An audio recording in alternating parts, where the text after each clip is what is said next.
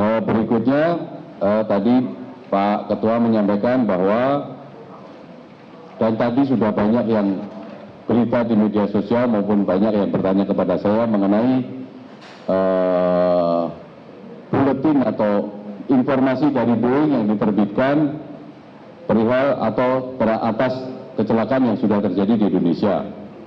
Bahwa kami sampaikan apa yang rencananya akan dilakukan oleh Boeing ini adalah satu, permintaan dari KNKT melihat apa yang sudah terjadi.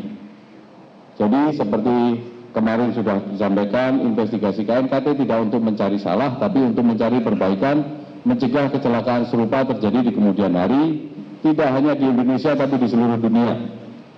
Jadi dari apa yang sudah kita temukan, kita sudah melakukan beberapa kajian. Dari data awal yang sudah kita temukan bahwa KNKT memandang bahwa Boeing perlu untuk melakukan tindakan untuk memperbaiki atau menyampaikan apa yang sudah terjadi kepada masyarakat dan terutama kepada pengguna pesawat Boeing 737 MAX untuk melakukan perbaikan. Kemudian apa yang akan disampaikan oleh Boeing, tadi pagi draftnya sudah disampaikan kepada kita.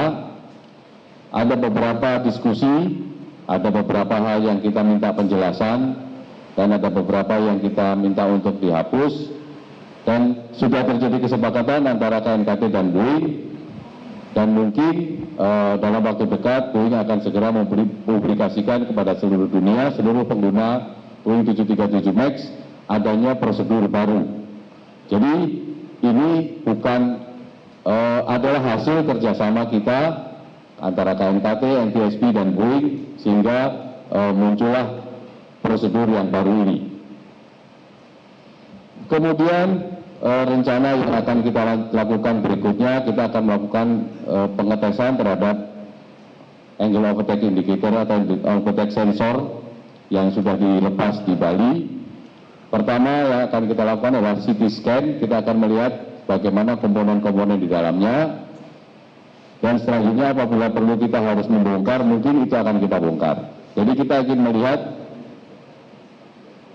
akan melihat kira-kira apa masalah yang atau kerusakan apa yang ada di sensor tersebut.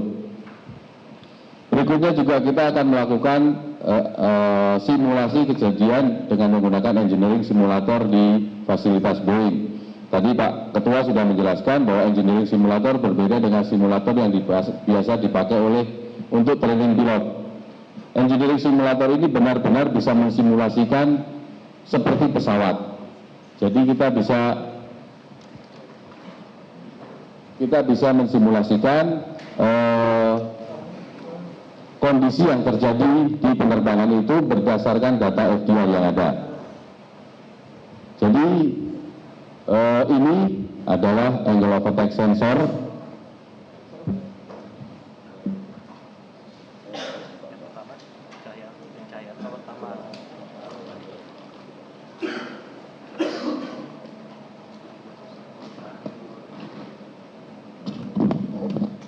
Jadi ini adalah angle of attack sensor yang terpasang di pesawat dan dilepas di Bali.